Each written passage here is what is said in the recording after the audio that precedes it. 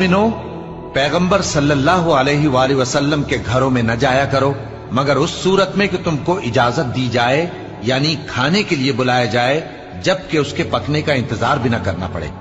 لیکن جب تمہاری دعوت کی جائے تو جاؤ، اور جب کھانا کھا چکو تو چل دو، اور باتوں میں جی لگا کر نہ بیٹھ رہو۔ یہ بات پیغمبر صلی اللہ علیہ وآلہ وسلم کو ایذا دیتی تھی، اور وہ تم سے حیا کرتے تھے اور کہتے نہیں تھے، لیکن اللہ سچی بات کے کہنے سے نہیں شرماتا۔ اور جب پیغمبر صلی اللہ علیہ وآلہ وسلم کی بیویوں سے کوئی سامان مانگو تو پردے کے باہر سے مانگو، یہ تمہارے اور ان کے دلوں کے لیے بہت پاکیزگی کی بات ہے۔ اور تم کو یہ شایع نہیں کہ رسول اللہ صلی اللہ علیہ وآلہ وسلم کو تکلیف دو، اور نہ یہ کہ ان کی بیویوں سے کبھی ان کے بعد نکاح کرو، بے شک یہ اللہ کے نزدیک بڑا گناہ کا کام ہے۔